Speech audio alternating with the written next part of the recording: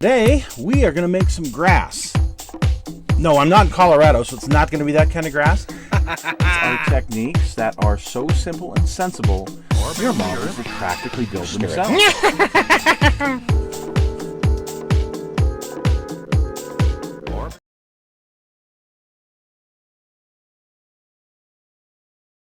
Hello folks, it's Mad Dog Merv and welcome to today's show.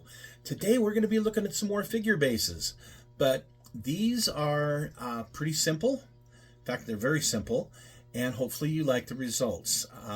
We're going to be doing a marble, like marble tile. We're going to be doing that effect, and we're also going to be doing lava effect. There's a couple of different ways to do lava. We're only going to cover one of them today, but stick with Mad Dog Merv as we look at some more bases for your figures. So the first thing we're going to do is a marble tiled base. This particular one, there's a couple of different ways to do it, but I'm going to show you the way that I do it with plastic cardstock. So here's some, and I don't know what it is, but it's pretty thin sheet styrene. And I'll put the chopping tool there for just a moment. I'm going to measure out a ½ inch because I'm going to use this for 48 scale. Find my ½ inch mark. Good lordy be. Here we go. Okay. Mark that. And mark this.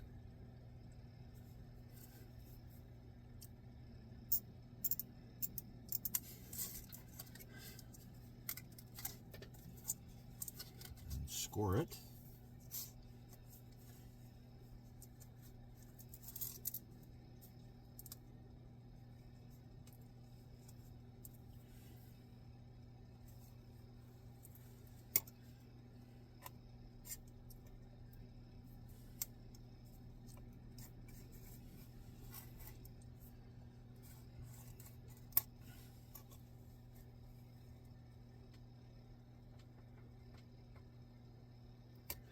Over that one more time.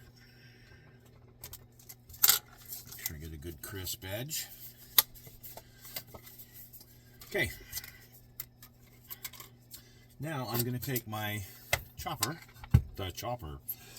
I've already got it preset to the ½ inch line here. And I want to get my finger under there, because it's sharp. This will give me ½ inch square pieces.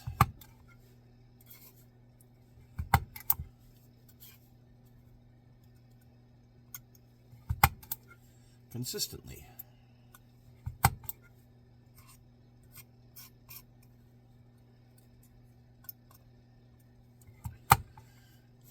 All right. I'm taking my my squares, and I've already glued a couple in place.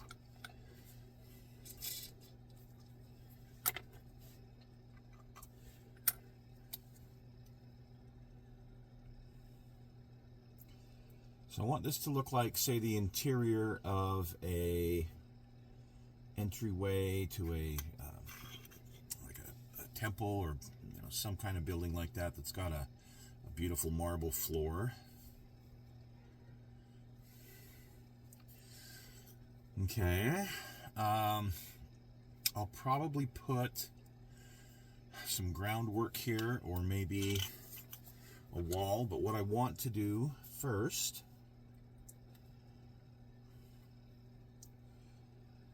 is get kind of a broken piece of tile. So I'm going to cut this just in a little shape here.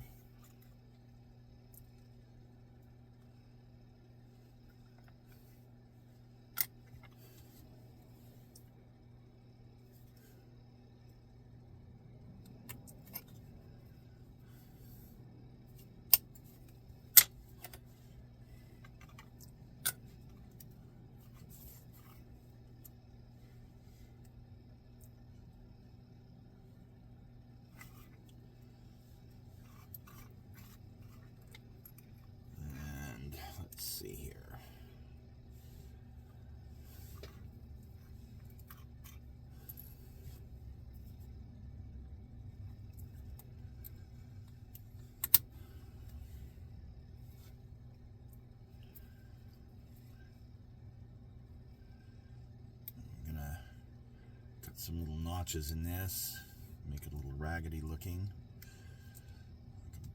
Broke a jagged piece of tile.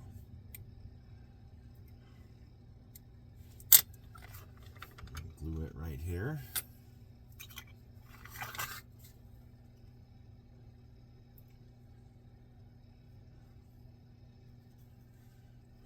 See if I like that or not.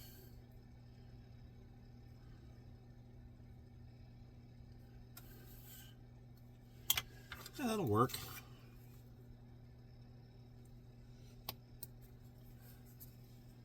And now trim off this.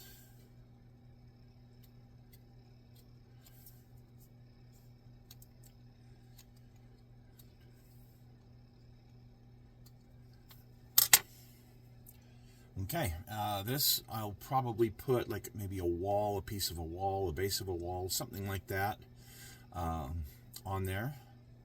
Like maybe this is part of an entry area. So, okay, we'll continue on. I went ahead and put a base coat of a gunship gray. I've gone ahead and done a second base, and this one I kind of put a little step on it. We'll see how that turns out. So this is where I'm at. I'm going to put a couple of dollops of a like a neutral gray in here as well, and you'll see that here in just a moment. So now for the moment of truth. You see where I took a lighter gray. This was like a haze gray that I had. These were acrylics, and just put a few spots on. And yeah, I know it looks weird, but here comes the money shot. We're going to see how this works out. So what we're going to do is we're going to take, they are dry by the way, I'm going to take the base and I'm going to wrap it up in the dryer sheet. And I'm going to use some of the Testors. I think it's 1145. Yeah, it's gloss white.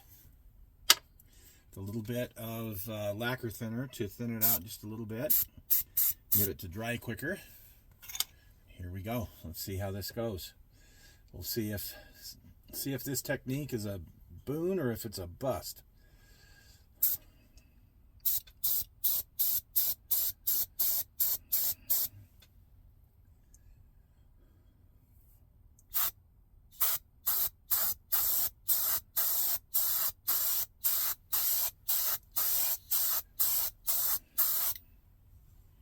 I'm going to put that aside to dry a little bit.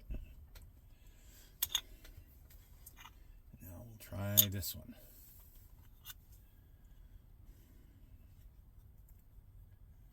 And see how this one goes.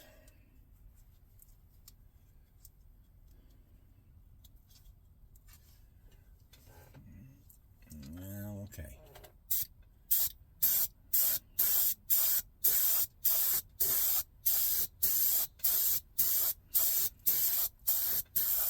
I don't know that I got this tight enough against the base here.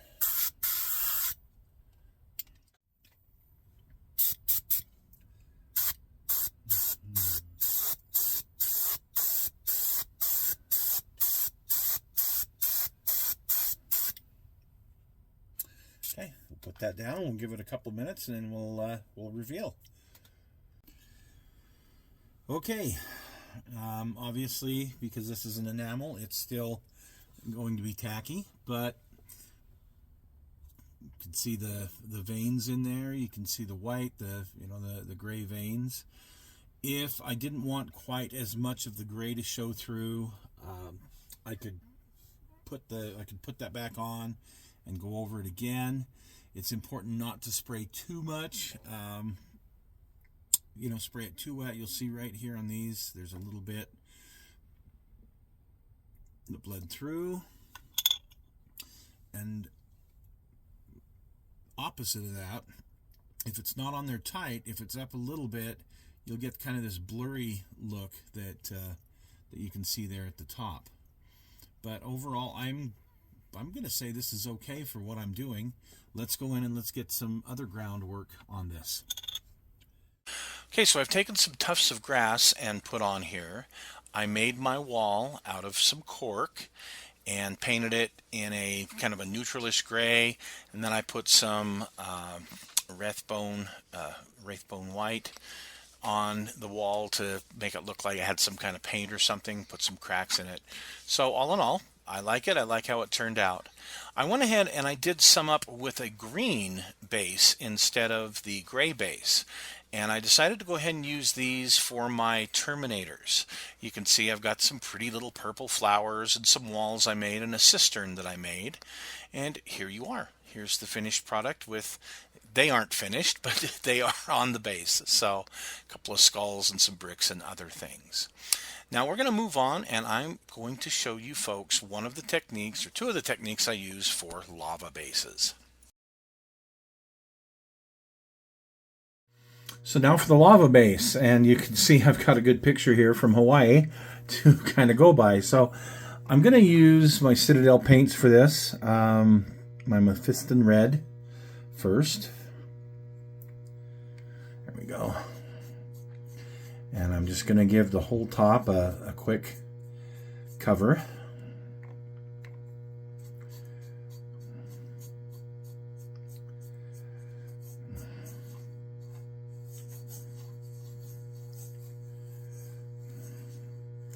Yes, it's probably better if I had the base primed, but I don't. So we're just going to show you here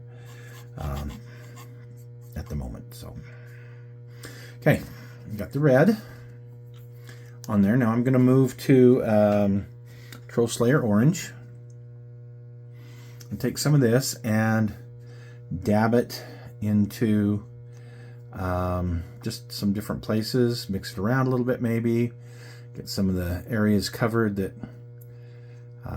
aren't covered real good, you know, just kind of like that. There you go. Now finally I'm going to take some Averland Sun and dab it in some of these orange areas, just kind of around a little bit.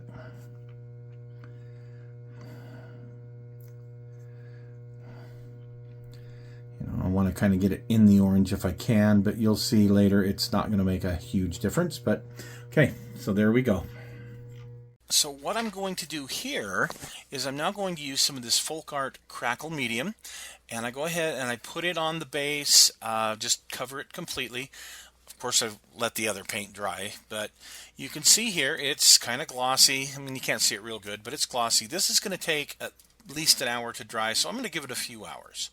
And here, a few hours later, I'm going to use some Abaddon Black and paint over this and give it a good hour or so to dry, and then we will come back and see how this turns out.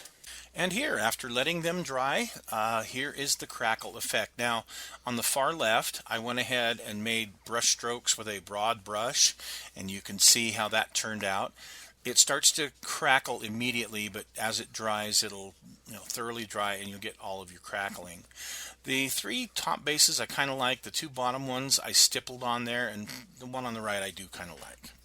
So now we're going to try a second way, and here we're going to use our same colors again. And you see this ultramarine here, or this Blood Angel here.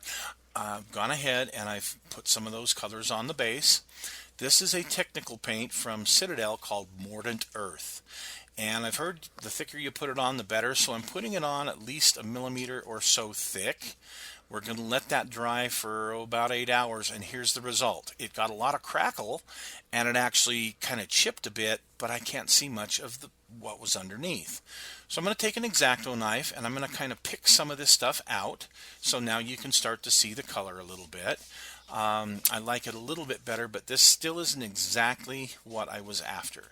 And you can see here on the back side where I've picked that out. So we'll cover some other ways to do lava bases in another video, but hopefully you guys like this today, and we will see you again soon. Thanks for joining us.